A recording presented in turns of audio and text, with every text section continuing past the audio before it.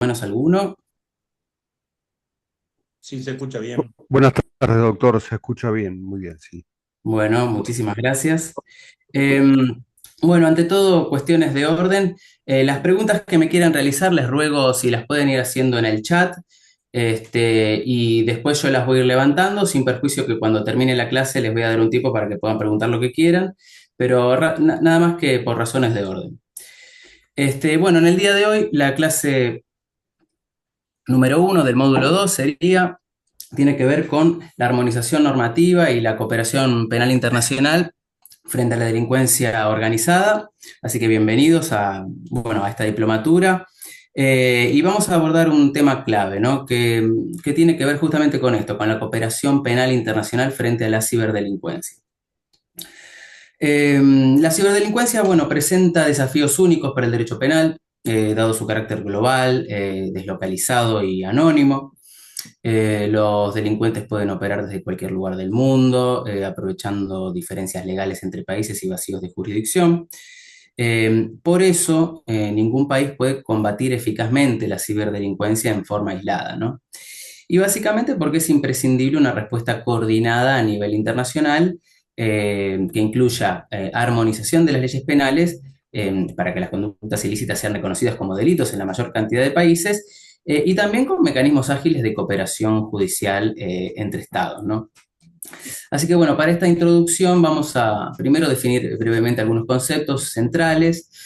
Por ejemplo, armonización normativa. Armonización normativa tiene que ver con un proceso de unificar o alinear las definiciones de los delitos, de las penas, de los procedimientos legales entre diferentes jurisdicciones, de tal manera que existe un lenguaje jurídico común para enfrentar lo que es la ciberdelincuencia. Y por su parte, la cooperación penal internacional se refiere a herramientas legales y prácticas, ¿no? Mediante las cuales los países colaboran en la investigación, en la obtención de pruebas, en el enjuiciamiento, en la extradición de imputados más allá de sus fronteras, por lo que podemos decir que ambos instrumentos son dos caras de la misma moneda, ¿no? Básicamente porque sin leyes armonizadas la cooperación es muy difícil. Por ejemplo, sin ir muy lejos, si una conducta es delito en un país, pero en otro no. Y sin cooperación, de poco sirve que las leyes nacionales tipifiquen ciberdelitos si los delincuentes pueden refugiarse en países no cooperantes, ¿no? Eh, Así que al finalizar esta clase, la idea es que ustedes puedan comprender por qué es necesaria la armonización legal en materia de ciberdelitos y por qué es necesario conocer los principales instrumentos internacionales vigentes, especialmente el Convenio de Budapest del año 2001 y también su segundo protocolo del año 2022, con lo que vamos a finalizar. Eh, y básicamente porque son instrumentos que permiten apreciar cómo Argentina y otros países han adaptado su legislación interna en consonancia con estos estándares, y reconocer los desafíos actuales en la cooperación internacional, tanto legales como prácticos. Eh, y también, bueno, vamos a analizar algunos ejemplos reales, y jurisprudencia relevante que ilustra estas cuestiones. Comenzando entonces, situando el contexto general y vamos a responder algunos cuestionamientos, como cuáles son las características de la ciberdelincuencia, cómo surgió la necesidad de un convenio global como el de Budapest, cómo se ha posicionado Argentina frente a estos desafíos. Así que bueno, vamos a empezar hablando por lo que es la ciberdelincuencia como un fenómeno global que claramente exige respuestas internacionales. La ciberdelincuencia, también denominada cibercriminalidad o delitos informáticos, abarca todo acto ilícito cometido mediante o contra sistemas informáticos. Y a diferencia de los delitos tradicionales, muchos ciberdelitos trascienden fronteras nacionales con enorme facilidad.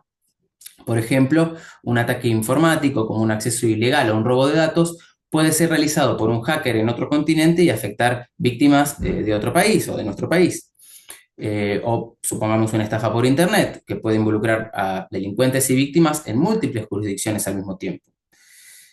Así que esta dimensión transnacional y la desmaterialización de las evidencias hablamos de archivos digitales que pueden ser almacenados en la nube, en servidores de cualquier país, plantean serios retos, ¿no? Entre ellos, por ejemplo, encontramos la jurisdicción y la territorialidad, porque las leyes penales clásicas se aplican dentro del territorio de cada estado, pero ¿qué ocurre si el delito se comete en el ciberespacio? Bueno, por lo general se asume jurisdicción en base a criterios como el lugar donde se produjo el daño o donde actuó el sujeto activo. Sin embargo, en Internet estos lugares son difusos o múltiples, lo que puede dar lugar a conflictos o lagunas de jurisdicción. Sobre esto ya vamos a profundizar. Otro reto, vamos a decir, son las diferencias legislativas. Cada país define y penaliza los delitos a su manera soberana, por lo que una conducta puede ser un delito en un país, pero no en otro país. Por ejemplo, ciertos actos de intromisión en sistemas o posesión de armas de hacking, por ejemplo, es una disparidad que dificulta la cooperación, porque muchos tratados requieren la doble incriminación, o sea que el hecho sea punible en ambos estados. Y si no hay armonización, un criminal podría refugiarse en un país donde su acción no esté tipificada, evitando de esa manera la extradición o mismo el procesamiento. Otro de los retos tienen que ver con los obstáculos de identificación y obtención de pruebas. Los ciberdelincuentes suelen ocultar su identidad real, suelen usar seudónimos, redes anónimas, eh, pueden conectarse desde lugares públicos, etcétera, lo que complica su identificación. Y además la evidencia digital, registros de conexiones, contenidos de comunicaciones, datos en servidores, puede estar distribuida en varios países. Así que obtener esos datos requiere la ayuda de autoridades extranjeras o de empresas tecnológicas globales, y esto porque las vías tradicionales, vamos a decir, los oficios diplomáticos, los exhortos vía Cancillería, son demasiado lentos para un entorno donde la evidencia puede borrarse en segundos, así que sin procedimientos especiales, eh, para cuando la orden judicial de un país llega al proveedor de servicios de otro país, los datos críticos pueden haberse perdido con todo lo que eso significa en el marco de una investigación. Después encontramos lo que son los refugios legales, los data havens, que, bueno, en la ausencia de marcos internacionales vinculantes, se corre el riesgo de que surjan paraísos informáticos, o sea que son jurisdicciones con una legislación débil o directamente nula en materia de ciberdelitos. Eh, Surgen estos paraísos informáticos que atraen actividades ilícitas debido a la impunidad que ofrecen, claro está, por lo que, así como existen paraísos fiscales, bueno, la comunidad ha advertido sobre la existencia de paraísos digitales donde los criminales operan con la inmunidad que le otorga justamente los vacíos legales de dichos ámbitos. Así que para sintetizar un poquitito esta introducción, el carácter internacional de la ciberdelincuencia exige una respuesta coordinada de la comunidad mundial. Ya en 1979 Interpol advertía que la naturaleza de los delitos informáticos es internacional y que los organismos internacionales deben prestar más atención al problema. A partir de los años 80, diferentes foros comenzaron a trabajar en estándares comunes para enfrentar este tipo de delitos, buscando justamente armonizar las legislaciones penales y procesales. Y este esfuerzo histórico nos conduce al punto que tiene que ver con el desarrollo de instrumentos internacionales, como el más importante de todos, en este caso el Convenio de Budapest del año 2001, que es un verdadero pilar en cuanto a la armonización normativa en la materia. Hablando justamente de la armonización normativa en materia de ciberdelitos, no surgió de la noche a la mañana el Convenio de Budapest. Hubieron antecedentes significativos en décadas previas por diversos organismos internacionales, por ejemplo, la Organización para la Cooperación y el Desarrollo Económico, OCDE, de 1986, que convocó a expertos en 1982 justamente con el fin de ajustar las legislaciones penales ante el temor del uso indebido de las computadoras. Más precisamente en el 86 se publicó un informe que se tituló Computer Related Crime, Analysis of the Legal Policy, proponiendo una lista mínima de delitos informáticos para que los países actualicen sus códigos. Y esta fue una de las primeras iniciativas de armonización global en la materia. Luego tenemos el Consejo de Europa en 1989, que es una organización distinta de la Unión Europea que reúne países europeos para temas de derechos humanos, para temas de legalidad, para temas de cooperación, y que emitió en 1989 directrices para legisladores nacionales, más precisamente, sobre este tipo de delitos relacionados con el uso de ordenadores y recomendando tipificar conductas como, por ejemplo, el acceso no autorizado, el sabotaje informático, fraudes informáticos, etcétera. Y también en ese instrumento se resaltó la importancia de contar con medios procesales de investigación y cooperación internacional para esos delitos, como de hecho, y a la luz de esta evolución normativa convencional, se desprende del Convenio de Budapest.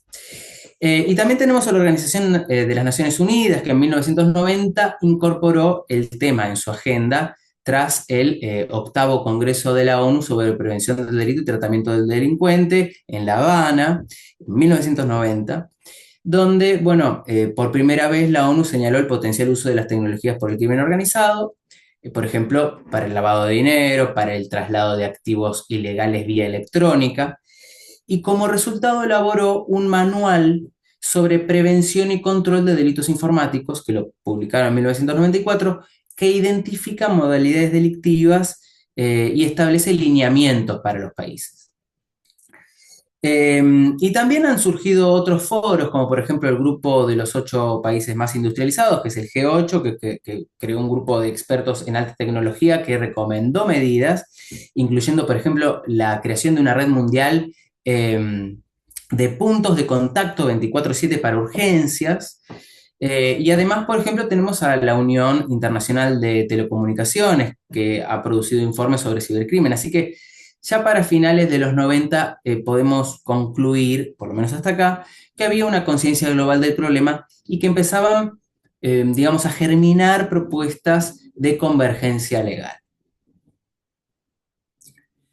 Todas estas iniciativas prepararon el terreno para lo que sería el gran hito de la armonización normativa, ¿no? Que es justamente lo que venimos diciendo. Bueno, el convenio sobre la ciberdelincuencia del Consejo de Europa, que es el convenio de Budapest, adoptado en el 2001 y que se va a convertir o que se convertiría en la primera herramienta jurídica vinculante a nivel global en materia de ciberdelitos y que sigue siendo hoy el marco de referencia principal de la materia. Así que a continuación lo que vamos a hacer es abordar un poco en detalle las características, los contenidos, la relevancia internacional que tiene este convenio.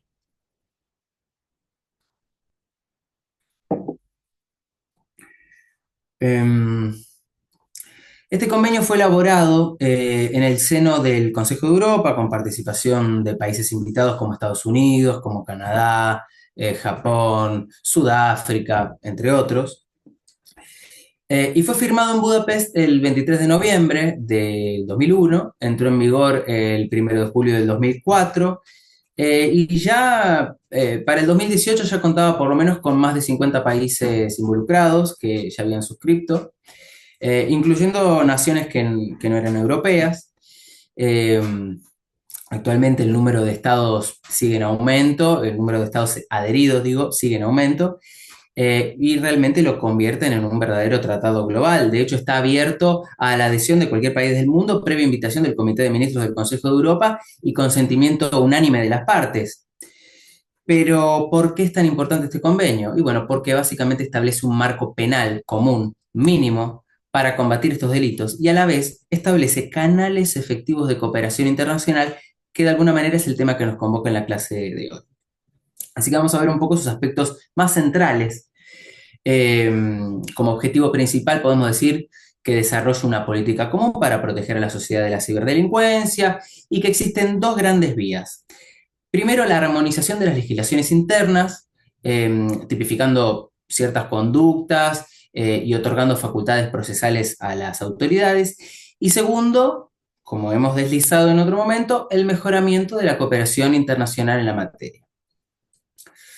En su preámbulo, el Convenio de Budapest establece que los estados reconocen la prioridad de contar con leyes adecuadas y con una colaboración rápida y funcional entre países ante los profundos cambios provocados por la digitalización, la convergencia y la globalización continua de las redes informáticas. Ya en el 2001 se advertía el riesgo de que las redes informáticas fueran utilizadas para cometer delitos y que la evidencia de estos delitos estuviera dispersa en dichas redes.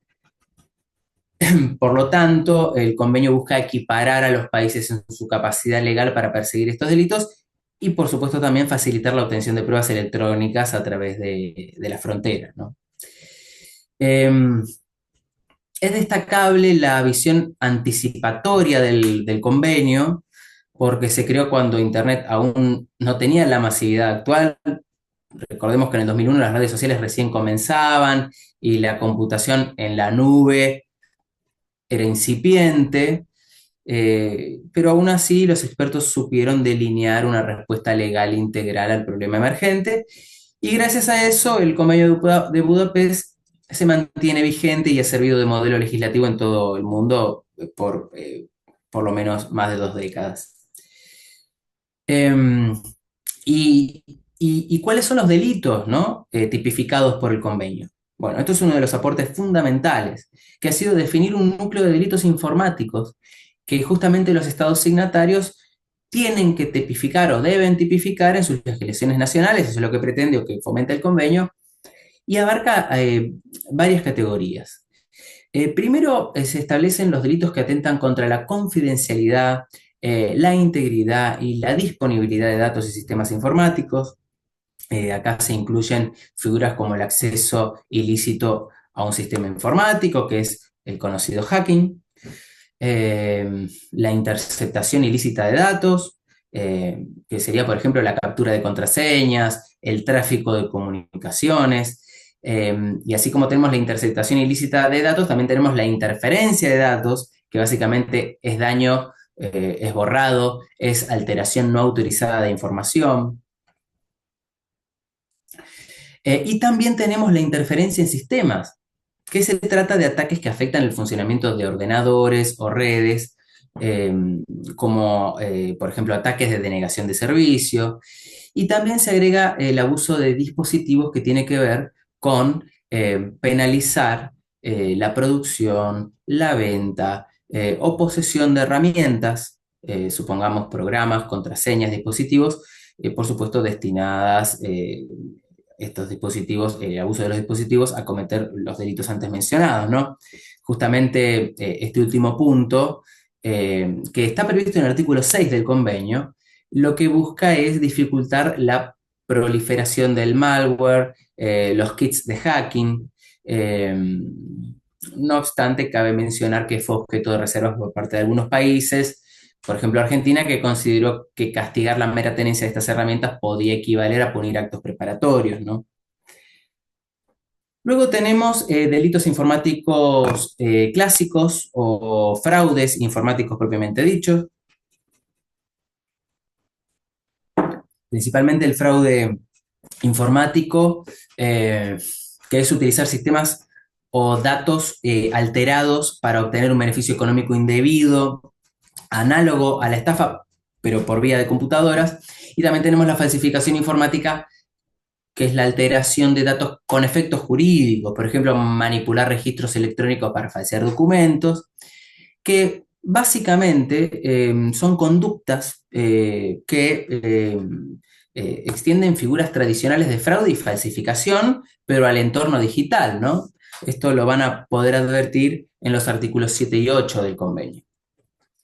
Después tenemos delitos, otra categoría de delitos relacionados con el contenido. En este caso, el convenio incluyó expresamente la pornografía infantil distribuida por medios informáticos. Esto lo establece el artículo 9.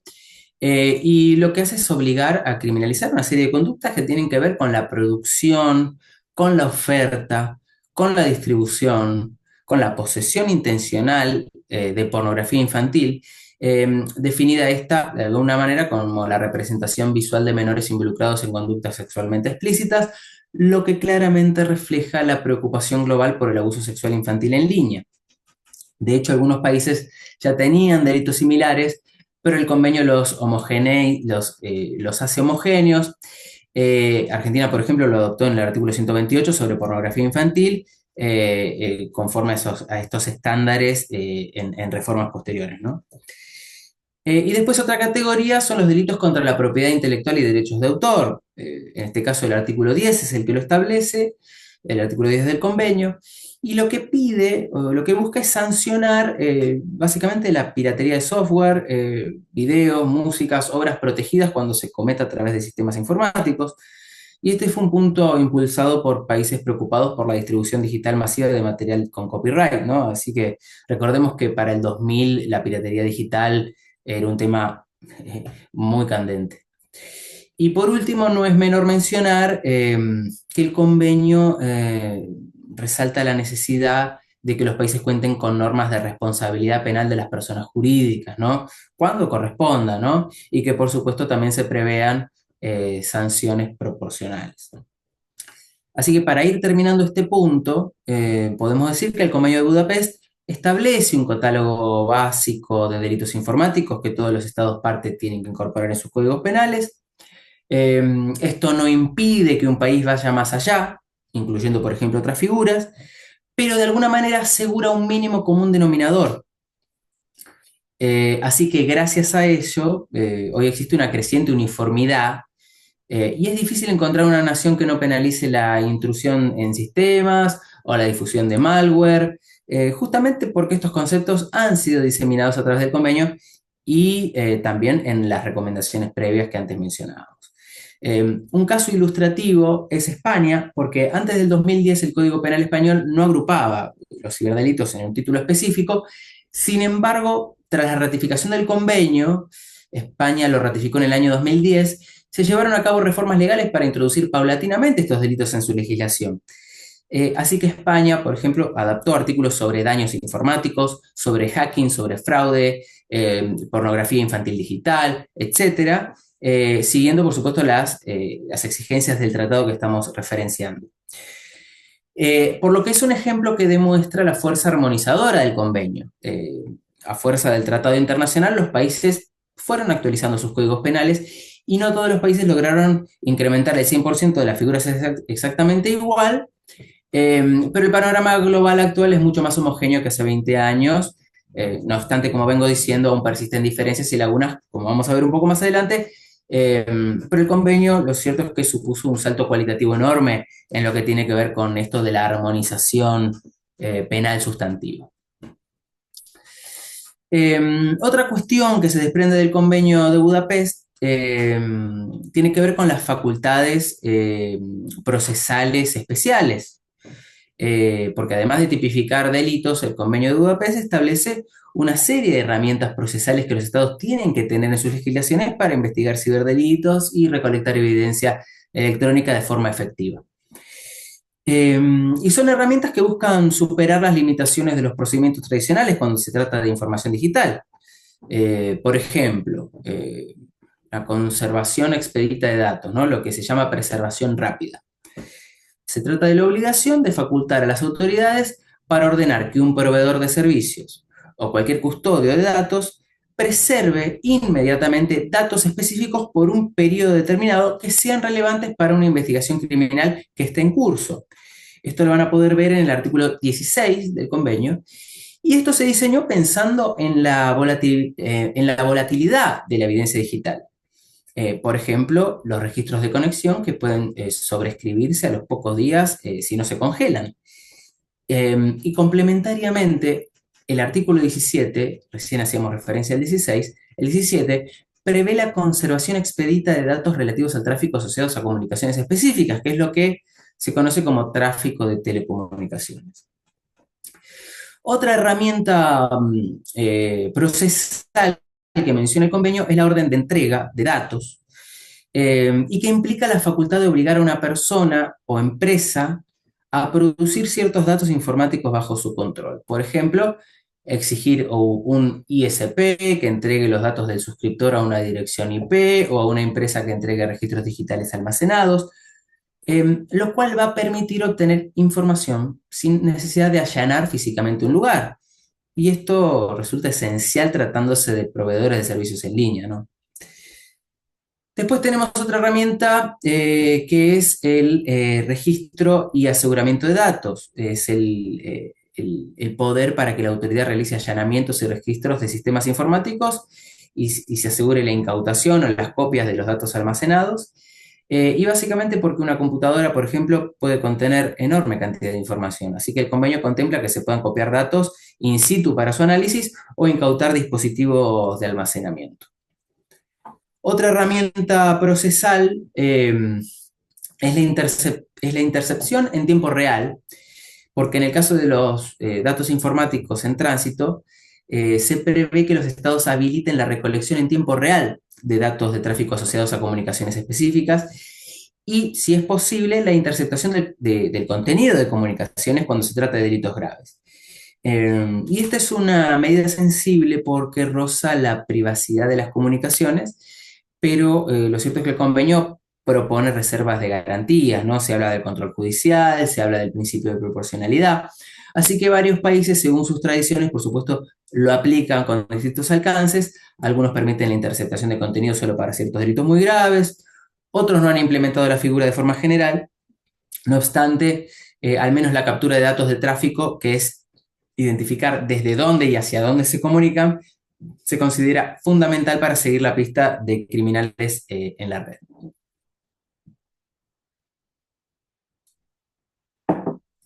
Otra herramienta relacionada con la anterior es son las medidas de producción del registro telemático, que implica la posibilidad de que las compañías telefónicas o de Internet brinden datos de tráfico o conexión en tiempo real a requerimiento legal, por ejemplo, para geolocalizar a un sospechoso que está conectado, ¿no? Así que podemos decir que el convenio, de alguna manera, enfatiza que todas estas facultades procesales tienen que ir acompañadas de condiciones también, por supuesto, adecuadas y de salvaguardas de derechos humanos. Se habla de la protección de la privacidad, del secreto de las comunicaciones, del debido proceso, del control judicial, del principio de proporcionalidad, como les decía antes, y cada Estado tiene que mantener un equilibrio entre eficacia investigativa y el respeto de los derechos fundamentales, a fin de no afectar el Estado de Derecho, básicamente. Argentina, al incorporar el convenio, que lo hizo en el 2017, reconoció que una de las áreas donde más debía modernizarse era precisamente la procesal. Hasta entonces estaban utilizando figuras pensadas para evidencia física tradicional, o sea, registros domiciliarios, secuestros, de papeles, digamos, para aplicarlas a registros de datos informáticos, lo que obviamente era insuficiente, era ambiguo, no daba respuestas satisfactorias, por lo que la adhesión al convenio trae como novedad la incorporación explícita de estas herramientas especiales, como les decía antes, la preservación, las órdenes de entrega, la interceptación digital, adaptadas, por supuesto, a la evidencia electrónica. Eh, Otro pilar y esencial, y que es lo que venimos deslizando desde el principio de este convenio, es la cooperación internacional. El tratado, de hecho, dedica todo el capítulo tercero a estandarizar y agilizar la asistencia entre estados en investigaciones de ciberdelitos o delitos comunes que impliquen evidencia electrónica. Así que entre las varias disposiciones que enumera, podemos encontrar, por ejemplo, la asistencia jurídica recíproca amplia. En este caso, el convenio digamos, compromete a las partes a brindarse mutua asistencia en la investigación y obtención de prueba digital en la mayor medida posible y con la mayor celeridad, lo que incluye asistencia, por ejemplo, para allanar, para incautar datos, para interceptar datos de tráfico, a solicitud de otro Estado, ¿no? Incluso si no mediaran tratados bilaterales tradicionales entre dos países, el convenio de Budapest suple esa función entre sus miembros actuando como base jurídica de cooperación. Así que realmente es una herramienta muy valiosa en ese sentido. Después, otro de los elementos que enumera que se desprenden del capítulo 13 es la extradición. se facilita la extradición de personas buscadas por ciberdelitos, estableciendo que los delitos tipificados en el convenio se considerarán incluidos en cualquier tratado de extradición vigente entre países. Esto particularmente lo establece el artículo 24, por lo que, aún sin tratado, el convenio puede servir de base legal para extraditar entre Estados partes con sujeción a las condiciones habituales que son las generales, como por ejemplo la doble incriminación que tiene que estar tipificada tanto en un país como en otro. Y después, otra herramienta que la mencionamos antes y que es muy importante, tiene que ver con esto de las redes de puntos de contacto 24/7. Esta es una innovación importante y está establecida en el artículo 35 y exige a cada país designar un punto de contacto operativo disponible las 24 horas, los 7 días de la semana para asistir en forma inmediata a otras naciones en cuestiones urgentes relativas a ciberdelitos. Por ejemplo, este punto de contacto podría servir eh, o permitiría recibir una solicitud de otro país para conservar urgentemente ciertos datos, que de lo contrario se perderían. Y mientras tanto se tramita la asistencia formal, ¿me explico? O puede facilitar la localización rápida de un servidor o traducción de información técnica. Así que en la práctica es muy importante. Funciona por intermedio de Interpol o unidades que son especializadas y básicamente permite reaccionar en tiempo real ante delitos que evolucionan, como les digo, muy rápidamente. Y para Argentina, al suscribir el convenio y por ende al pasar a ser miembro de la red 24/7, podemos decir que se constituye como uno de los beneficios más importantes en materia de cooperación internacional. Así que este punto ténganlo muy en cuenta. Después otra de las herramientas tiene que ver con el principio de rapidez y uso de los medios modernos, porque el convenio de alguna manera alienta a las partes a hacer uso de medios electrónicos de transmisión de solicitudes, adoptar procedimientos simplificados de asistencia y en general a acortar los tiempos de la cooperación. Y en este sentido, esto es importante porque para los delitos informáticos el factor es crítico. Por ejemplo, si un país necesita la divulgación de identidad detrás de una dirección de IP usada en otro país, esperar el trámite ordinario de asistencia puede tardar meses y quizás haga que el dato ya no esté disponible. Así que por eso muchos países utilizan esta red 24/7 para preacordar acciones urgentes y luego formalizar la asistencia judicial, como les decía antes. Un punto interesante también es el que establece el artículo 32 del convenio, que tiene que ver con la excepción de acceso transfronterizo en casos limitados, que como les digo, contempla una pequeña excepción al principio de soberanía territorial en la obtención de datos, porque establece que un país puede, sin autorización previa de otro, por un lado, esto lo establece el inciso A, acceder a datos informáticos almacenados públicamente disponibles, independientemente de donde se encuentren físicamente, esto es lo que se conoce como open source,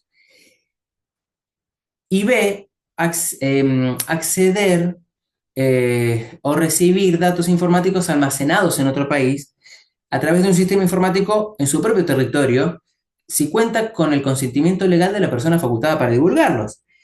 Eh, este inciso del artículo 32, es el inciso B, cubre, por ejemplo, un caso de una empresa o particular local que tenga acceso legítimo a datos ubicados en servidores de otro país, porque con su consentimiento las autoridades podrían obtenerlos directamente sin trámite internacional. Por lo que fuera de estas circunstancias, estamos hablando de datos abiertos o con consentimiento, no se permite la acción unilateral en redes ajenas, porque hay que recurrir a la cooperación formal. Así que bueno, el espíritu de todo esto de alguna manera es evitar abusos también, pero facilitar el acceso cuando realmente no se vulnera la soberanía, ¿no? Pensemos, si algo es público en Internet, cualquier investigador policial puede verlo sin permiso. Eh, Similarmente, si el dueño de la información entrega, eh, si el dueño de la información la entrega voluntariamente, no se ofende al otro Estado, digamos, ¿no? Esta disposición ha generado discusiones doctrinarias sobre lo que, sí, sobre qué constituye un consentimiento válido o datos abiertos, pero en general se acepta como una herramienta útil en ciertos casos. Así que en conjunto, todas estas medidas, todas estas herramientas del Convenio de Budapest han creado una estructura básica de cooperación internacional que ha sido empleada en infinidad de casos y gracias a ella, jueces y fiscales de distintos países han logrado trabajar juntos para rastrear actividades criminales en línea.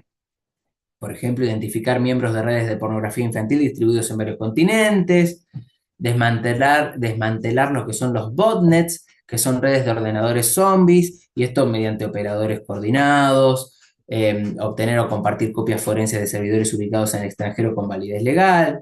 Un claro mensaje que dejó incluso la normativa europea derivada del convenio es que para combatir los delitos cibernéticos, cada Estado tiene que garantizar una cooperación judicial efectiva y la cooperación ya no es algo optativo, sino un componente esencial de cualquier estrategia nacional contra el ciberdelito. Eh, Antes de pasar al segundo protocolo adicional, que es muy importante,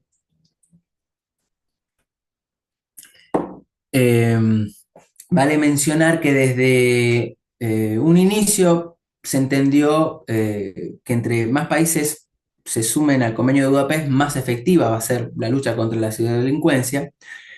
De lo contrario, como mencioné, se crean lagunas aprovechables por los delincuentes.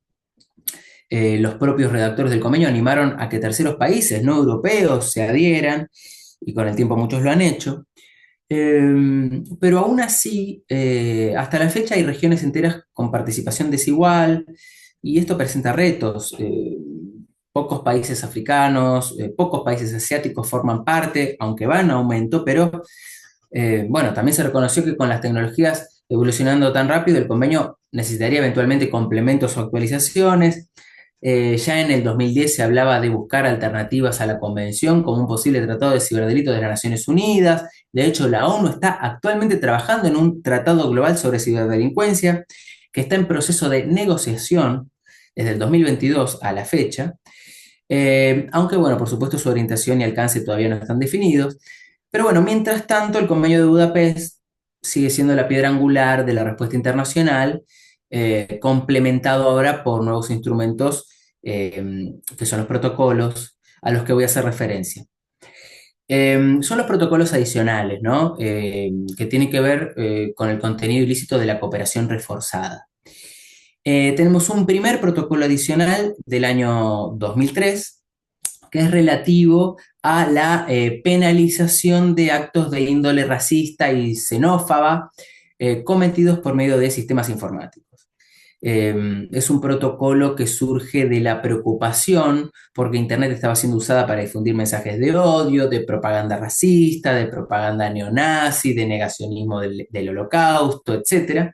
Estos, digamos, fueron algunos elementos que motivaron la creación de este protocolo, que son cuestiones especialmente sensibles en Europa. Entonces, mediante este instrumento se instó a tipificar delitos como la distribución de material racista, xenófobo en línea y la amenaza o insulto motivado en odio racial o a través de redes. Argentina no es parte de este protocolo y muchos países de fuera de Europa tampoco, pero es relevante conocerlo como ejemplo de cómo se han utilizado los protocolos para extender el alcance material del convenio a otras áreas delictivas, ¿sí? Y el segundo protocolo adicional del 2022, y este sí es importante que lo tengan muy en cuenta, es relativo al esfuerzo de la cooperación justamente y la divulgación de pruebas electrónicas.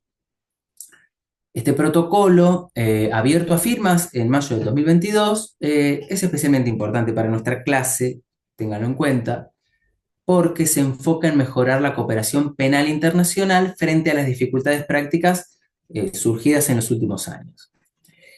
Así que se puede decir que es una herramienta que brinda una respuesta a nuevos desafíos tecnológicos y jurídicos que no estaban plenamente resueltos en el texto original del convenio.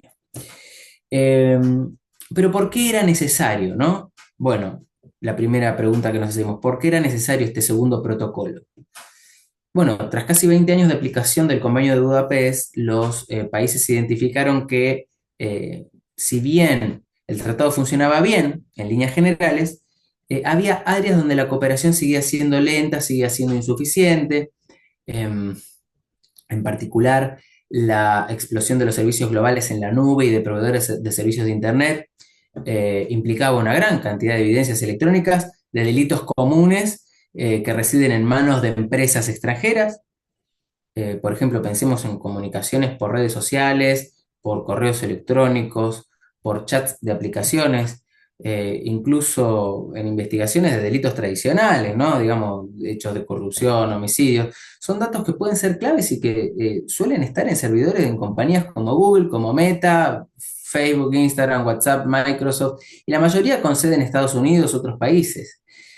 Em, el procedimiento estándar para obtener esos datos era, y sigue siendo, enviar un requerimiento de asistencia jurídica mutua al país donde está la empresa, vía tratado o vía convenio de Budapest, si ambos son partes, para que luego la autoridad de ese país le pida legalmente a la empresa entregar la información. Este proceso formal a menudo toma meses y las empresas en muchos casos no pueden voluntariamente entregar datos a autoridades extranjeras sin un requerimiento de su propio país, por restricciones legales, por leyes que tienen que ver o que tienen en cuenta la privacidad. Eh, Así que se generaba una brecha.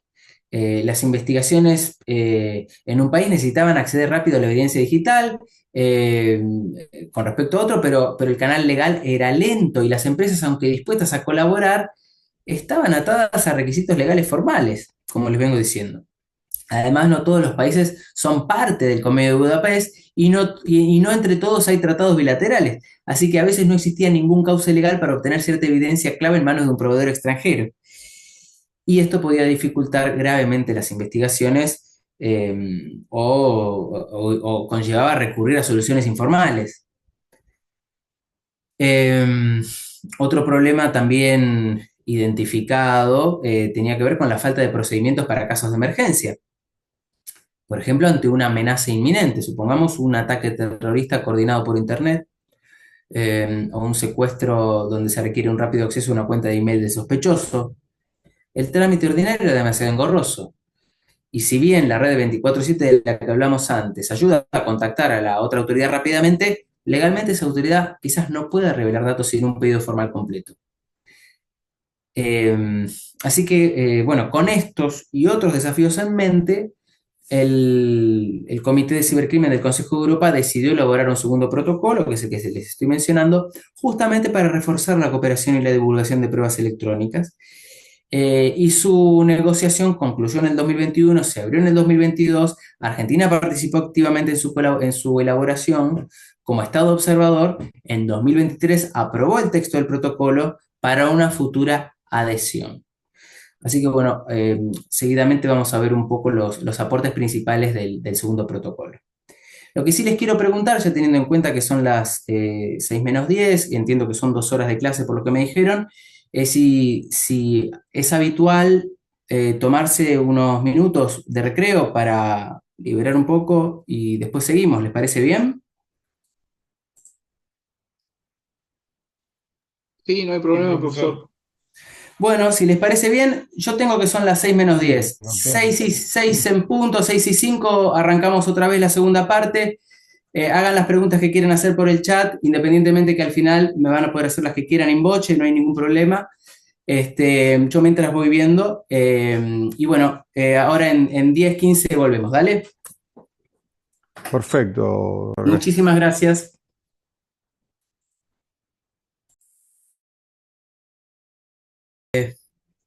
Un alumno- Vi que acá un alumno, el doctor Celín Campos, hizo una consulta que me parece razonable responderla ahora, ya que viene a colación un poco de lo último que veníamos diciendo. Lo que pregunta el alumno es si el convenio reconoce la necesidad, dice, el convenio reconoce la necesidad de cooperación con el sector privado. Sin embargo, en la práctica, las grandes plataformas tecnológicas tienen sus propias políticas de divulgación de datos. ¿Cómo ha impactado el convenio en la estandarización de la colaboración de estas empresas con las autoridades judiciales de distintos países? Bueno, Eh, Respondo y después continuamos. Yo creo, creo que el Convenio de Budapest no obliga directamente a las empresas privadas a adoptar un formato único de respuesta, pero sí ha generado un marco común en que las autoridades judiciales y policiales de los estados parte puedan solicitar datos. Y, y esto ha tenido dos efectos importantes que son, que en algún momento creo que lo hemos deslizado, la estandarización indirecta, o sea, al definir categorías claras de datos, cuando se habla de abonado, cuando se habla de tráfico, cuando se habla de contenido, y procedimientos como la preservación rápida, las solicitudes que reciben las plataformas suelen llegar con formatos y requisitos similares, lo que facilita que las compañías adopten sus protocolos internos a esas tipologías. Y después, el puente con el segundo es el protocolo adicional. El protocolo introduce la posibilidad de requerir directamente a los proveedores datos de abonado en otro estado parte, con salvaguardas comunes, y esto obliga a las empresas a contemplar en sus políticas mecanismos para responder conforme a los estándares internacionales y no solo a los marcos nacionales. Por lo que, como para sintetizar, el impacto ha sido más de armonización operativa que de imposición legal directa, y bueno, las grandes tecnológicas siguen teniendo políticas propias, pero la convergencia normativa que produce el convenio ha reducido diferencias y ha acelerado la cooperación, especialmente cuando las solicitudes cumplen con los criterios y los formatos que prevé el convenio de Budapest y el segundo protocolo, ¿no? El segundo protocolo sobre el cual ahora nos vamos a profundizar, vamos a inmiscuirnos un poco más en profundidad. Espero haber sido claro. Bueno, ¿cuál es el contenido? Vamos a decir, recién dimos las explicaciones por las cuales fue necesario este protocolo, pero ¿cuál es el contenido? ¿Qué es lo que dice este segundo protocolo adicional? Bueno, introduce métodos de cooperación adaptados a la realidad actual. De acuerdo a su informe, se estructura en varias secciones, cada una con sus principios y sus procedimientos específicos. Tenemos, por ejemplo, la cooperación directa con proveedores de servicios y registros de dominios en otros países. Esta es quizás la innovación más notable, porque se crean disposiciones que permiten a las autoridades de un país dirigirse directamente a empresas proveedoras de servicios en líneas ubicadas en otro país para obtener ciertos datos específicos sin tener que pasar por la autoridad central del otro estado. En particular, por ejemplo, se prevén órdenes directas para obtener información sobre abonados, que son enviadas desde la autoridad competente de un estado directamente a la empresa prestadora en otro estado. La información de abonado típicamente incluye datos básicos de suscripción, ¿no es cierto? Nombre de usuario, dirección, correo, número de teléfono y otros. No contenido de comunicaciones ni de datos de tráfico detallados. O sea, responde la pregunta: ¿quién es el titular de esta cuenta? IP y número.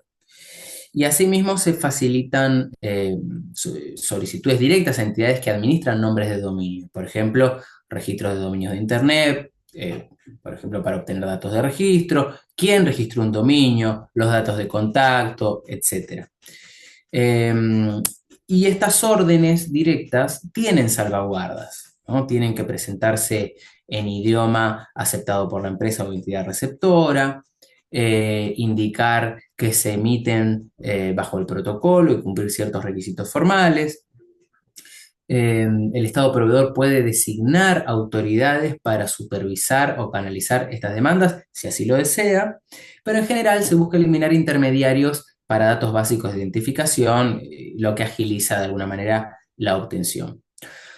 Otro de los puntos es la cooperación entre autoridades para divulgación de datos almacenados, ¿no? Son procedimientos novedosos que incluyen solicitudes de divulgación expedita de datos específicos a autoridades de otro estado, simplificadas, por supuesto, en comparación con un requerimiento formal.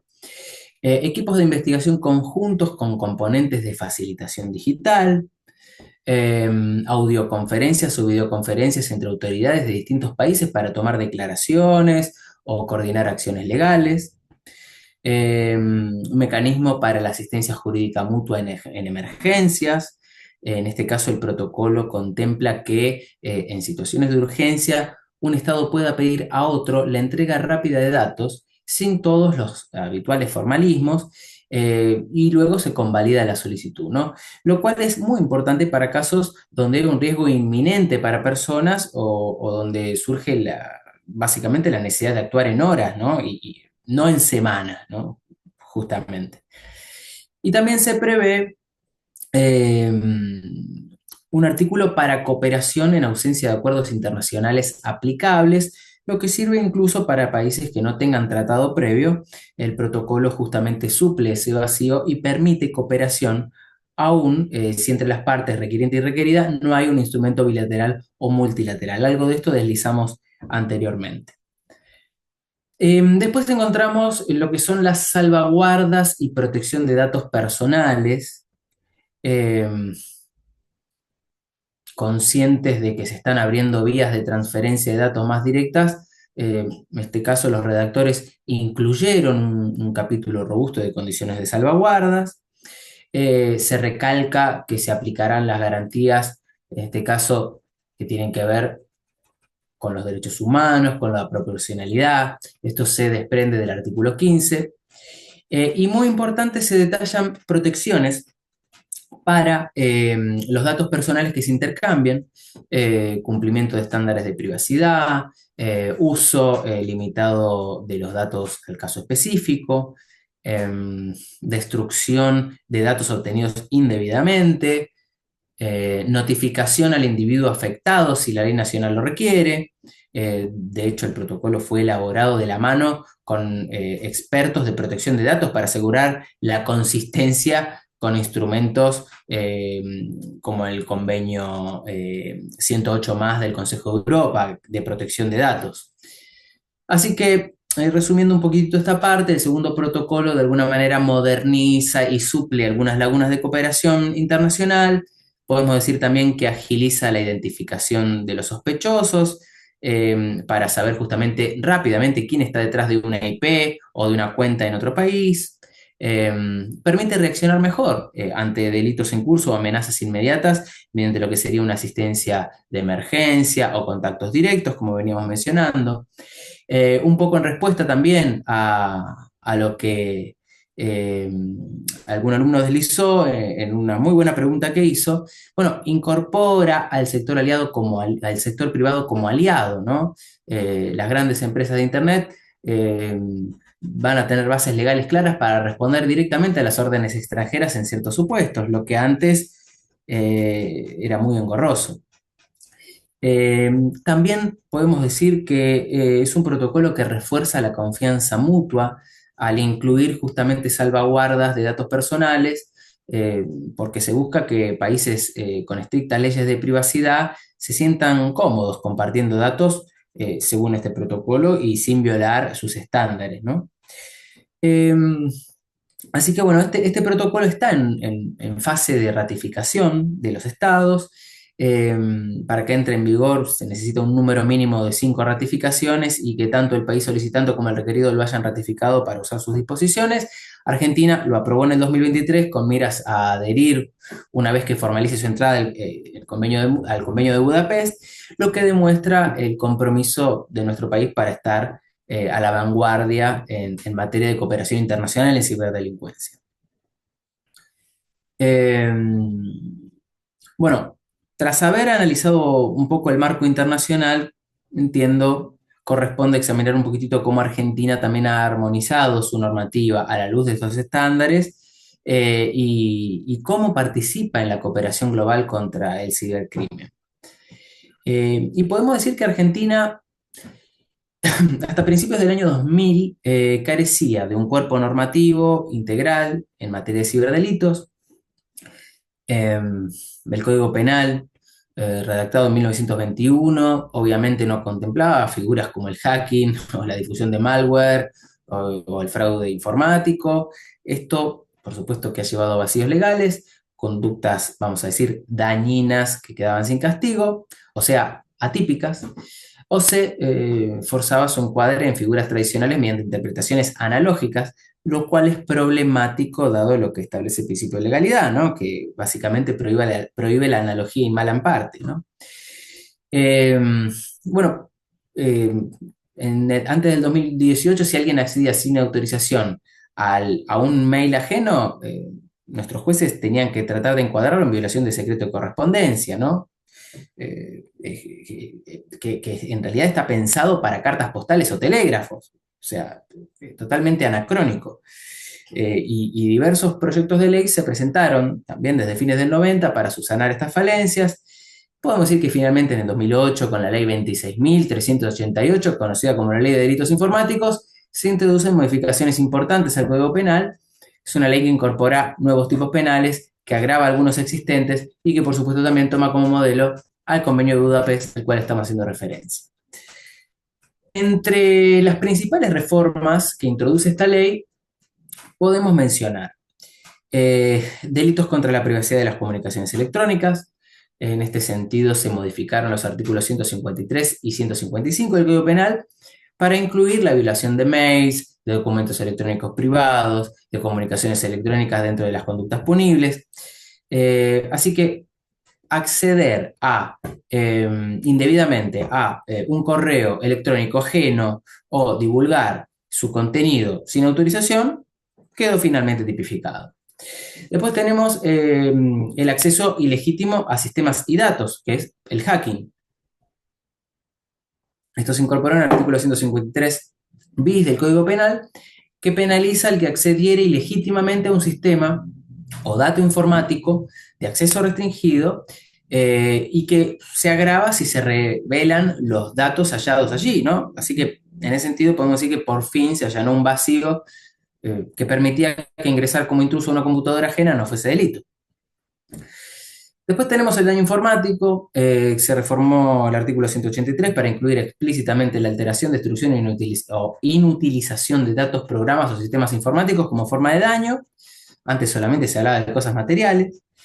Y también se agravó el 184 si se afectaban sistemas o datos de uso público, registros, bancos de datos públicos, etc. También tenemos el fraude informático. Se creó el artículo 173, inciso 16, adicionando como una defraudación especial la conducta de defraudar a alguien mediante cualquier manipulación informática o uso indebido de datos electrónicos. Y esto es lo que encapsula a engaños, ¿no?, que inducen en error, como el phishing, como el skimming, que es la clonación de tarjetas, con uso de sistemas, etc. También tenemos la divulgación de secretos y privacidad de datos personales. En este sentido, la ley tipificó la revelación indebida de secretos obtenidos de bases de datos personales. Por ejemplo, un funcionario o empleado infiel que difunda datos confidenciales a los que accedió, y también sancionó el acceso ilegítimo de datos personales registrados en un sistema, que es similar al hacking, pero que en realidad está centrado a los datos personales. La distribución de malware. Se introdujo un castigo para quien desarrolla e introduce virus informáticos de otros sistemas malignos con la intención de causar daños. Esto se vincula con lo que el Convenio de Budapest ha hablado de abusos de dispositivos. Y también tenemos la pornografía infantil digital. Si bien la tenencia y distribución de pornografía infantil ya era perseguida o ya estaba tipificada en el artículo 128, la 26.388 amplió ciertos aspectos y lo adecuó a la terminología moderna, computadoras, archivos digitales, ¿no? Y posteriormente en el 2013 y 2017 hubieron leyes específicas que incrementaron las penas y añadieron figuras, por decir, la ley 26.904, que penalizó claramente el grooming a través del artículo 131 del Código Penal, que implica nada más ni nada menos que el contacto con menores vía digital con una finalidad sexual, y la ley 27.436, que incorporó como delito la tenencia de pornografía infantil simple. Anteriormente solamente se castigaba si había fines de distribución. Ahora, poseer deliberadamente ese material es punible autónomamente. Y evidencia digital, bueno, aunque el Código Penal no lo dice, la Ley 26388 impulsó las reformas en normas procesales para reconocer la validez de la prueba digital y métodos de preservación de la prueba, por ejemplo, la figura de lo que es el ascensor de datos en informática forense, que ha concientizado a los operadores jurídicos sobre la necesidad de capacitación en este campo. Así que como para ir concluyendo este punto, podemos decir que es una ley que importantísima, que marcó un antes y un después, que colocó a la Argentina relativamente a la par de los países que ya habían legislado estos temas. Llegó tarde, vamos a decir, en comparación con otros países más pioneros como Alemania o como Estados Unidos, que ya venían ajustando sus códigos desde los 80 y los 90, eh, pero cubrió el vacío. Y como señala el doctor Palazzi, reflejó muchas de las ideas subyacentes en el convenio de Budapest, adoptando, vamos a decir, ese piso mínimo indispensable que el convenio propone para estar al día en delitos de la sociedad de la información. De hecho, la influencia del convenio de Budapest en la ley argentina es reconocida doctrinariamente y oficialmente en documentos. Y bueno, como les venía diciendo, Argentina continúa actualizando su marco legal a través de la 26904, donde incorpora el 131 protegiendo a los menores del acoso sexual online, una figura que estaba ausente hasta entonces, la ley 27436, que reforma el 128, para penalizar también la tenencia simple de representaciones sexuales de menores, lo cual se alinea todavía más con los estándares internacionales porque el convenio de Budapest justamente recomendaba sancionar la posesión intencional de pornografía infantil. Y en lo procesal, bueno, avanzó la ley 27.482, que no es ni más ni menos que el Código Procesal Penal Federal, parcialmente vigente, que incorpora medidas de evidencia digital. Y en provincia de Buenos Aires, que han dictado protocolos para el manejo de evidencia informática. Así que, bueno, eso no quita que todavía queda camino por recorrer. Por ejemplo, todavía no se legisló sobre responsabilidad de personas jurídicas en ciberdelitos, más allá de ciertos casos puntuales en leyes especiales, y la verdad es que sería deseable tipificar algunos delitos nuevos que tienen que ver con la suplantación de identidad digital o ciertos delitos cibernéticos emergentes que aún no tienen previsión específica. Pero bueno, el armazón principal ya existe y es comparable al de países desarrollados. Así que en ese sentido podemos decir que es satisfactorio y estamos en evolución en ese sentido. Eh, la realidad es que por muchos años Argentina se mantuvo fuera del convenio porque al no ser miembro del Consejo de Europa necesitaba ser invitada para adherir y esa posibilidad eh, existía desde el artículo 37 del convenio que permite invitar a Estados no miembros a sumarse. Eh, Argentina recibió la invitación formal en el 2010 en una conferencia sobre ciberdelitos en Estrasburgo, pero bueno, obviamente que también los trámites internos llevan su tiempo. Eh, Así que bueno, como hemos deslizado en algún que otro momento, el Congreso Nacional en el 2017 sancionó la ley que aprobó el Convenio de Budapest y ese mismo año el Ejecutivo envió el tratado a ratificación. Hubo un ligero retraso administrativo, la ley se promulgó y se publicó recién en 2018. Pero Argentina de jure aprobó el convenio y comenzó camino para ser parte, ¿no? Así que bueno, en 2019, con la deposición formal del instrumento de adhesión ante el Consejo de Europa, Argentina se convirtió en el Estado parte número 63 aproximadamente. Y bueno, además la incorporación de Argentina al convenio se hizo con ciertas reservas puntuales debido a las diferencias entre la redacción del convenio y la legislación vigente, ¿no? Se hicieron algunas reservas, por ejemplo. Eh, la reserva del artículo 6.1b, que habla de abuso de dispositivos por considerar que castiga actos preparatorios, tenencia de programas contrarios a los principios penales locales, según lo que se estableció. Después hay una reserva que tiene que ver con la pornografía infantil, porque se tipificaban situaciones que no estaban contempladas exactamente igual en el Código Penal argentino. Eh, por ejemplo, como les dije, penalizar la posesión. Ya en el 2001 Argentina no era delito desde el 2018, o por ejemplo la utilización de menores en espectáculos sexuales. Y también se hicieron otras reservas que tienen que ver con la jurisdicción extraterritorial, porque el convenio daba competencia por nacionalidad del autor, que nuestro sistema no contempla de la misma manera. y también relativo a la confidencialidad de las solicitudes de cooperación, eh, porque colisionaba con la 24767 de Cooperación Penal Internacional Argentina. Así que fueron reservas que acotaron estos puntos, pero que por supuesto no desvirtuaron la adhesión. Argentina asumió plenamente las obligaciones del convenio en cuanto a tipificar delitos, así lo hizo gracias a la 26388, y en cuanto a implementar las facultades procesales y la cooperación internacional también. Pero bueno, ¿qué implica? Podemos preguntarnos, ¿qué implica en la práctica ser parte del convenio para la Argentina? Y bueno, en primer lugar, una actualización y fortalecimiento de las herramientas procesales disponibles para investigar delitos informáticos, para obtener evidencia digital en cualquier caso. Eh, Como de hecho resaltó el informe, dice que la aprobación del convenio implica modernizar las formas de obtención de la evidencia digital que se aplicarían en la investigación de cualquier delito, pero no solamente los informáticos. O sea, se podrán hacer órdenes de preservación de datos transfronterizos o utilizar la red 24/7 para congelar información al exterior. Se podrá agilizar también la cooperación con los otros 80 países que ya son parte usando el canal del convenio en lugar de los exhortos tradicionales.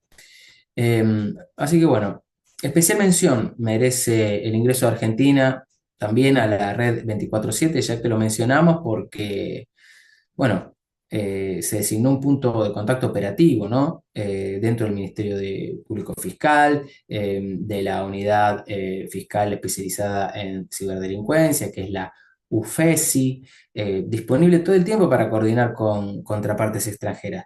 Y esto facilita, por ejemplo, que si ocurre un ataque cibernético grave a la infraestructura argentina y sospechamos que la fuente está en otro país, bueno, el contacto 24/7 de ese país nos va a asistir inmediatamente para obtener datos técnicos o notificar a autoridades locales. Y otro frente de mejora es la asistencia también de capacitación y de buenas prácticas al ser miembro del convenio. Eh, Donde básicamente, bueno, se discuten problemas comunes, se comparten notas orientativas como la de acceso transfronterizo de datos y se accede también a programas de entrenamiento para fuerzas de seguridad, para fiscales y jueces, en lo que tienen que ver con lo que podríamos denominar ciberinvestigaciones. Eh, un punto a considerar también es que el convenio ayuda o ayudaría a evitar que Argentina se vista como un eslabón débil, vamos a decir. Porque al estar alineados con estándares globales disminuye la probabilidad de que los delincuentes elijan nuestro país para ocultarse o colocar infraestructura criminal como servidores, y justamente aprovechando las lagunas que padece nuestro sistema. Entonces, eh, la efectividad global requiere que tarde o temprano todos los países, incluyendo los latinoamericanos, se adhieran al convenio para evitar los paraísos informáticos que hemos mencionado. Y bueno, nuestra adhesión tardó, pero llegó y obviamente también envió una señal de compromiso internacional. Por otro lado, no quiero dejar de mencionar que también Argentina ha firmado convenios bilaterales y es parte de tratados multilaterales de cooperación jurídica, por ejemplo, la Convención de las Naciones Unidas contra la Delincuencia Organizada Transnacional, que es la Convención de Palermo del año 2000, que aunque no es específica de cibercrimen, brinda marcos de asistencia general. Y también integra Interpol activamente, ¿no? Todo esto sumado el convenio de Budapest le da a nuestro país una herramienta bastante completa, ¿no? Leyes internas modernas, acceso a la colaboración global. No obstante, bueno, a pesar de los avances normativos, persisten numerosos desafíos en la lucha contra el cibercrimen a nivel internacional, por lo que es importante tener también una visión crítica y reconocer que hay brechas que todavía existen. Y vamos a mencionar algunas. Por ejemplo, la disparidad en la tipificación de las conductas.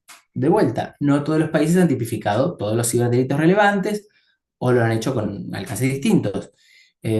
Por ejemplo, algo que en un país se considera una estafa informática puede no ser punible en otros si falta el elemento de engaño tradicional, que es el que nosotros interpretamos doctrinaria y jurisprudencialmente. Otras figuras como la suplantación de identidad digital no están legisladas explícitamente en muchos lugares. Incluso en la definición de delito informático hay debates y la armonización completa es difícil. Eh, Eh, Gustavo Saín menciona que lo que puede considerarse una conducta lesiva en un país puede no serlo en otro, y esto viene a colación porque cada nación tiene su realidad sociocultural y define delitos en consecuencia. Eh, Esto no debería impedir la cooperación, pero la complica. Si un país pide extraditar a alguien por un hecho que el requerido no ve como delito, van a haber trabas. La soberanía penal de cada estado marca un límite y no es realista pretender una unificación total, es bastante utópico, por lo que la estrategia ha sido entonces lograr un mínimo común vía convenios y para lo demás apelar a interpretaciones flexibles de doble incriminación, en este caso, en este punto, en esta crítica, cuando sea posible, ¿no? Después encontramos diferencias, digamos, hablando de estas cuestiones que podemos criticar, diferencias en herramientas procesales y garantías. Eh, no todos los sistemas legales aceptan las mismas técnicas investigativas. En algunos países, por ejemplo, se autoriza ampliamente la interceptación en línea de comunicaciones como medio de prueba, y en otros eso sería inaceptable por considerarse invasivo a la intimidad sin suficientes controles. Eh, y también varía la relación con el sector privado. Hay países donde las empresas cooperan voluntariamente entregando datos a pedido informal de fiscales, y otros donde requieren órdenes judiciales formales para todo. Así que son disparidades que crean tensiones. Si un país A envía una solicitud a país B pidiendo datos, que en B solo se pueden obtener con ciertos requisitos que A no contempla, van a haber demoras, van a haber negativas. Por lo que justamente el segundo protocolo que mencionamos intenta salvar algunos de estos obstáculos introduciendo opciones de procedimientos alternativos, pero bueno, su adopción por supuesto que lleva tiempo. También otra de las críticas puede ser la lentitud burocrática, los recursos limitados, está íntimamente ligado con lo que venimos diciendo. Eh, Muchos países, muchos estados se enfrentan a limitaciones de recursos humanos y tecnológicos para atender rápidamente a los pedidos internacionales. Así que aunque exista el marco legal, falta a veces la capacidad operativa. Falta personal bilingüe, faltan unidades ciberespecializadas, y también internamente los procesos judiciales lentos dilatan el responder a asistencias. Así que bueno, claramente esto exige continuar fortaleciendo las capacidades y agilizar los trámites, que es fundamental para cumplir con una directiva internacional, convencional, que no es ni más ni menos que el plazo razonable. Después tenemos empresas de Internet como los gatekeepers de la evidencia, ¿no? Un gran porcentaje de la evidencia electrónica reside de vuelta, y esto lo hemos deslizado, con proveedores globales en Google, en Microsoft, en Apple, en Facebook, en Twitter. Estas empresas, si bien suelen colaborar, lo hacen de acuerdo a sus políticas internas y al marco legal del país sede, ¿no?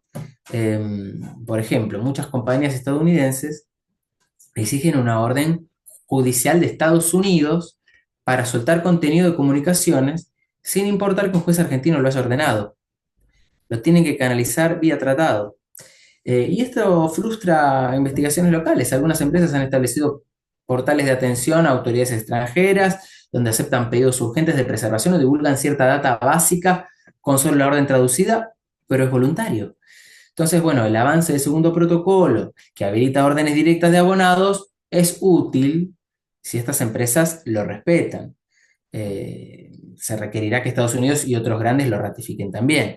Acá hay un tema geopolítico, que es lograr alinear la cooperación del sector privado con el interés público global sin que choquen las leyes de protección de datos, o con recelos de entregar información a gobiernos extranjeros.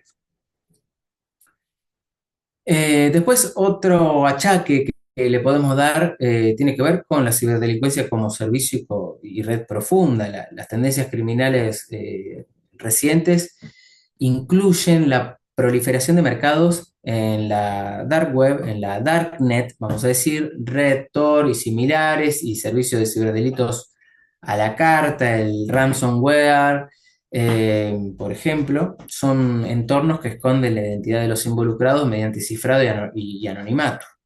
Así que aunque haya cooperación internacional, muchas veces no se logra rastrear a los culpables fácilmente. Y es un desafío técnico-legal porque podemos tener toda la voluntad colaborativa, cooperativa, mejor dicho, y aún así no dar con el paradero físico del delincuente. Entonces se requieren estrategias adicionales.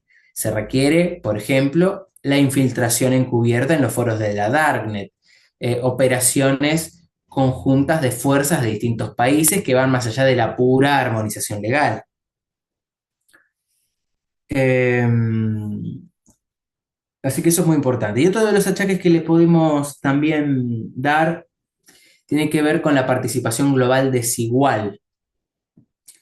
Eh, Como en algún momento mencioné, el Convenio de Budapest no incluye a todos. Algunos países importantes no son parte, a veces por consideraciones políticas. Rusia, China y otros países promovieron en la ONU la creación de un nuevo Tratado Universal sobre Ciberdelincuencia con visiones distintas en cuanto al alcance. Podrían incluir asuntos de ciberterrorismo, soberanía digital, etcétera. Está también en proceso de negociación, pero existe el riesgo de que se generen dos marcos internacionales paralelos si ese tratado prospera con un enfoque distinto. Entonces, bueno, la comunidad de expertos aboga porque cualquier instrumento nuevo complemente al de Budapest sin diluirlo. Argentina y la mayoría de los países occidentales apoyan que el Convenio de Budapest siga siendo la base y que la ONU amplíe adhesiones bajo parámetros similares, por lo que bueno, es un tema para seguir de cerca en los próximos años. También otro de los achaques que le podemos dar tiene que ver con el bajo índice de condenas y su registro de incidentes. Es un factor no menor. eh, Pese a mejores leyes, las tasas de persecución efectiva de ciberdelitos siguen siendo bajas.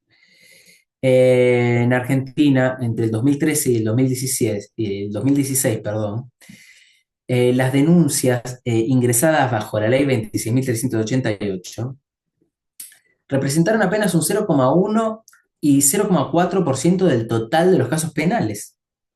Y esto muy probablemente pueda deberse a que muchas víctimas no denuncian porque solucionan el problema por vía privada, o el banco quizás les reembolsa un fraude online, y también a que gran parte de los incidentes se resuelven fuera del sistema penal. Las empresas de seguridad informática a veces detectan y bloquean amenazas, las plataformas de redes sociales eliminan contenidos ilegales o usuarios abusivos mediante sus políticas internas. Esto, si bien protege a los usuarios en lo inmediato, significa que no se está investigando penalmente a muchos responsables y que por ende está generando impunidad a largo plazo. Y además está el problema de la capacidad investigativa local, porque falta entrenamiento, faltan herramientas forenses, falta concientización de fiscales y jueces para perseguir exitosamente estos casos, sumado la ausencia histórica de convenios de extradición o cooperación con algunos países, lo cual, por supuesto, refuerza estas dificultades. Así que, bueno, en otras palabras, de nada sirve tener la herramienta legal si en la práctica no se utiliza o no rinde frutos. Es un llamado a implementarlo en la práctica, hacer que los puntos de contacto 24/7 realmente se usen, que las solicitudes sean de calidad y rápidas, que se compartan más inteligencias entre países. Así que los desafíos actuales combinan brechas legales remanentes, obstáculos prácticos la propia evolución del fenómeno criminal, por supuesto, pero también ofrecen oportunidades que tienen que ver con la experiencia acumulada, que permite ir afinando tratados, como se ha hecho con el segundo protocolo. Los países adquieren mayor conciencia de la necesidad de colaboración y el sector privado está cada vez más involucrado en alianzas público-privadas para la ciberseguridad.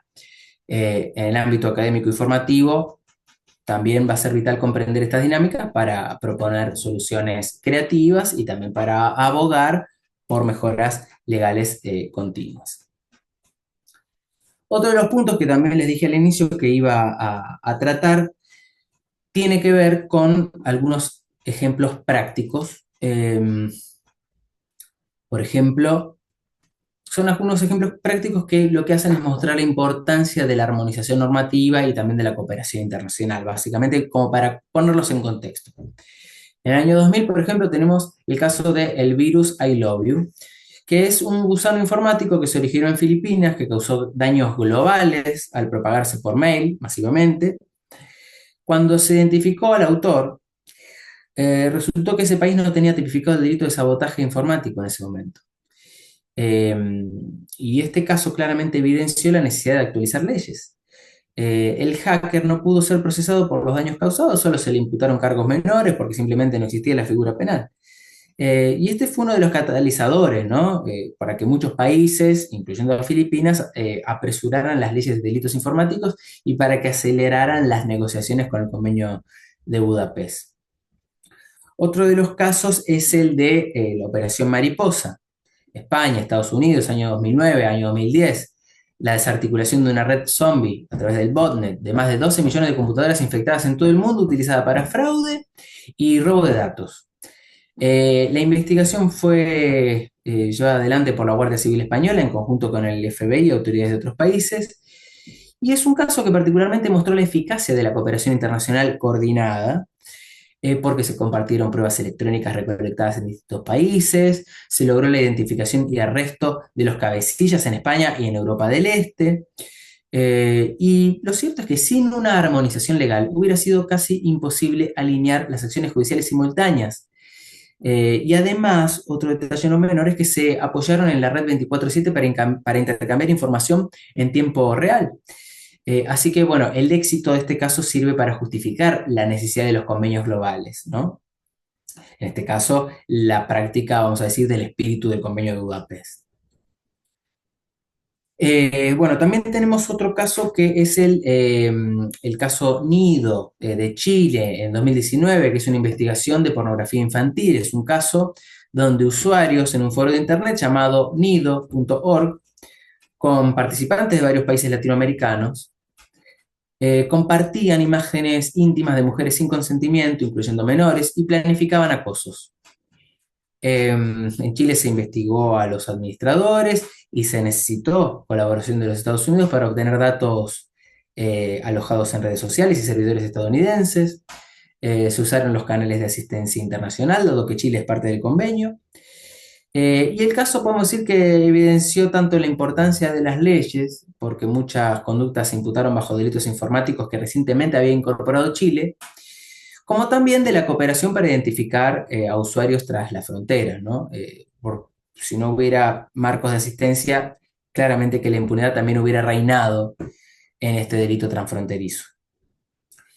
Y un caso más es el de WannaCry de 2017, un ransomware que afectó a cientos de miles de computadoras en más de 150 países, cifrando archivos, pidiendo rescates, generando caos en empresas y organismos, en hospitales.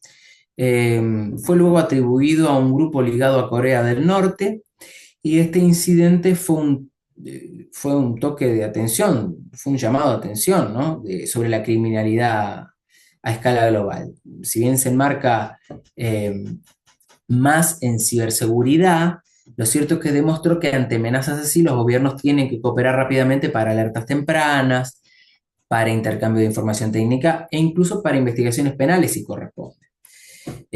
También llevó a debates sobre si ciertos delitos son delitos comunes o si es ciberterrorismo, lo cual podría requerir nuevos acuerdos internacionales específicos. Por ahora, este caso y similares, bueno, se abordan con las herramientas existentes de cooperación legal, ¿no? La mayoría de sus efectos entran en fraudes, en daños informáticos, que el Convenio de Budapest cubre.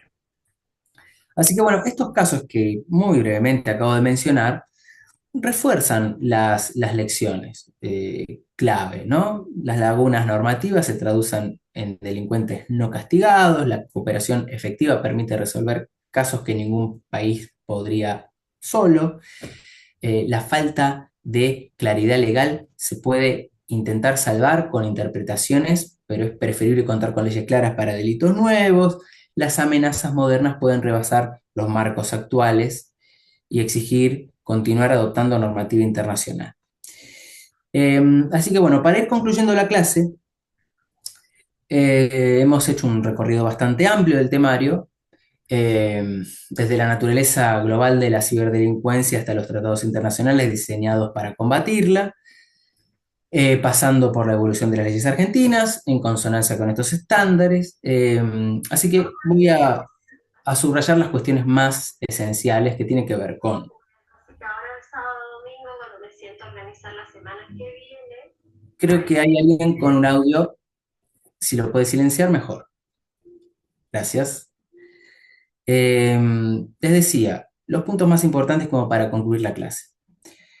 La armonización normativa en ciberdelitos no es un lujo, es una necesidad impuesta por la realidad digital. Un delito sin fronteras solo puede enfrentarse eficazmente si existe cierto consenso internacional sobre qué conductas son ilícitas y cómo investigarlas.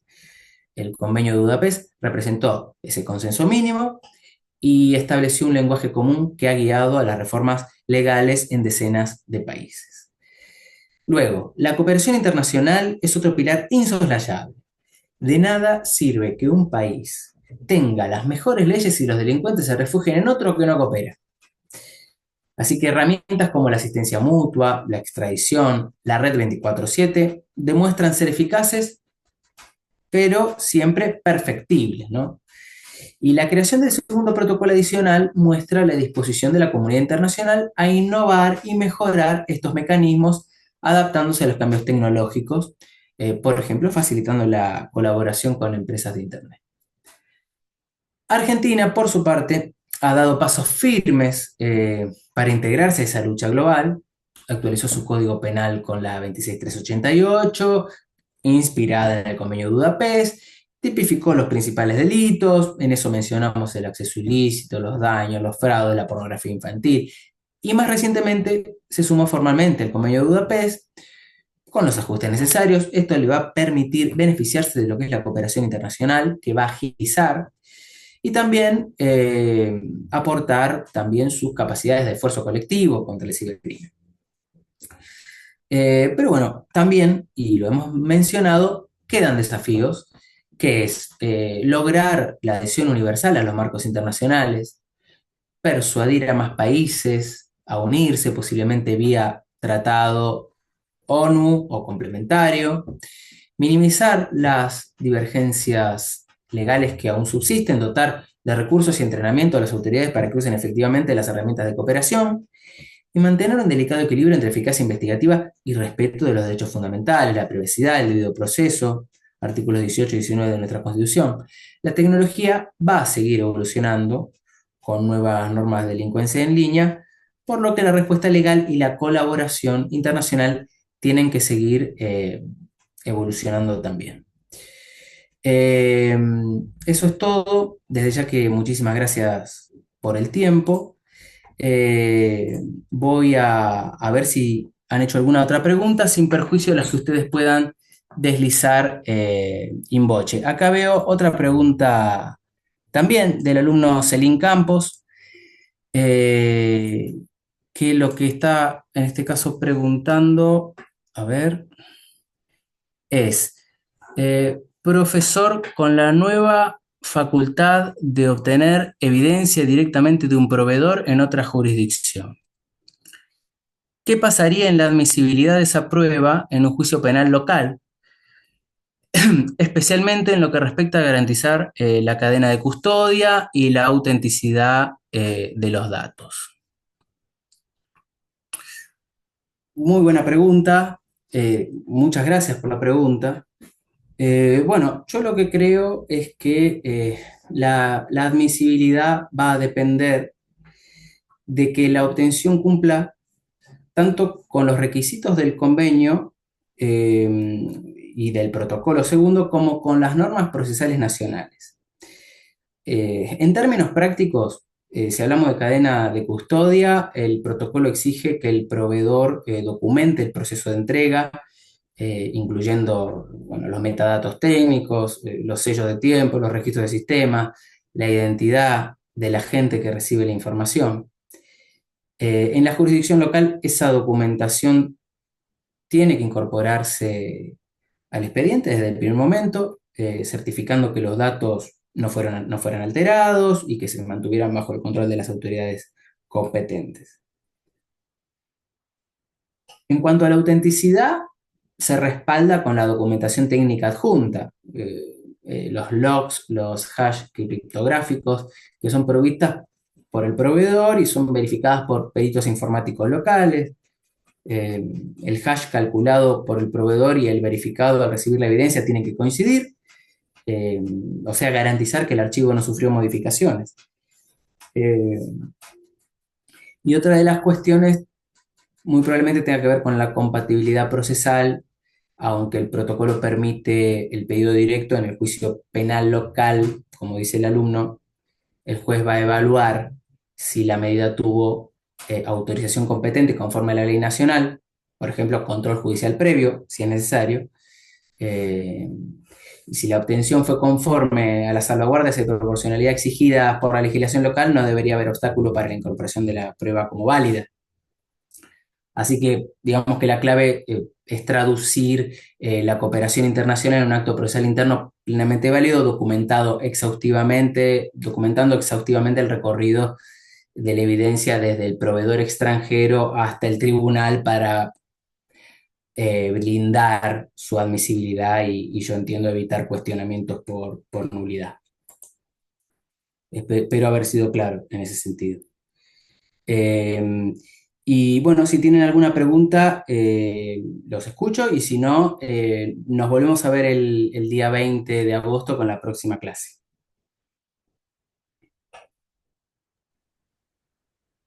Profesor, le hago una consultita. ¿La clase está grabada, va a ser subida en el campus? Sí, sí, entiendo que sí, totalmente. Bien, Todo está gracias. subido al campus.